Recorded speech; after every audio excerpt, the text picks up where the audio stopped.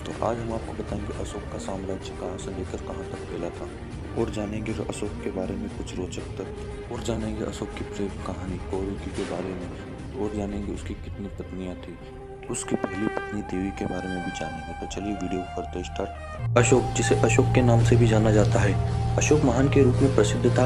वह 368 से 232 ईसा पूर्व तक शक्तिशाली मौर्य साम्राज्य का तीसरा शासक था। उनका राज्य अफगानिस्तान, बांग्लादेश और पाटलिपुत्र तक फैला हुआ था। अशोक के जीवन में सबसे उल्लेखनीय अनुभवों में से एक 260 ईसा पूर्व में कलिंग युद्ध था। कलिंग युद्ध इतना क्रूर था कि कलिंग में हुए तमाम क्षति और बर्बादी के बाद उसमें हिंसा से नफरत होने लगी। कुछ वर्षों के बाद दुनिया के तौर तरीकों से असंतुष्ट होकर अशोक ने अपना जीवन बौद्ध धर्म को समर्पित कर दिया।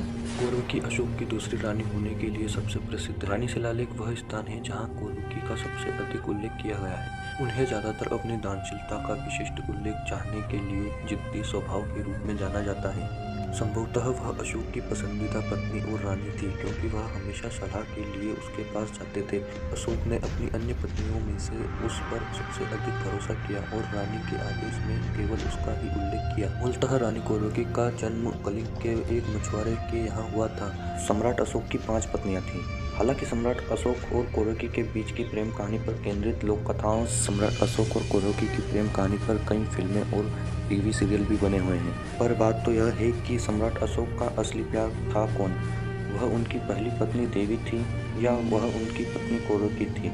इस बात का कोई ऐतिहासिक प्रमाण नहीं मिलता। वैसे तो कई सारे इतिहासकारों का अलग अलग मत है, लेकिन कई सारे इतिहासकार इतिहास के पन्नों में दर्ज कहानियां और इन सभी चीजों में एक ही बात स्पष्ट है कि सम्राट अशोक की पत्नियों में से सबसे ज्यादा देवी का ही नाम आता है। देवी अशोक के जीवन में कई सारे बदलावों का कारण भी बनी। महारानी देवी या सिर्फ देवी सम्राट अशोक की पहली पत्नी थी और उनके 3 बच्चे उनेंद्र, महेंद्र और संघमित्रा की माँ थी।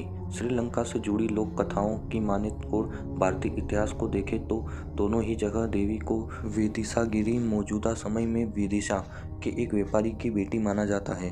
हो सकता है इतिहासकारों ने या कुछ लोगों ने इतिहास के साथ छेड़छाड़ी की, तभी हमें अशोक के बारे में कुछ चीज़ों के बारे में मालूमात नहीं मिली। तो दोस्तों, कैसा लगा आपको चक्रवर्ती सम्राट अशोक के बारे में जानकर? और अच्छा लगा तो वीडियो को कर दीजिए लाइक, शेयर और सब्सक्राइब। तब तक के लिए मिलते हैं एक ऐसी वीडियो के साथ। तब तक के लिए नमस्कार।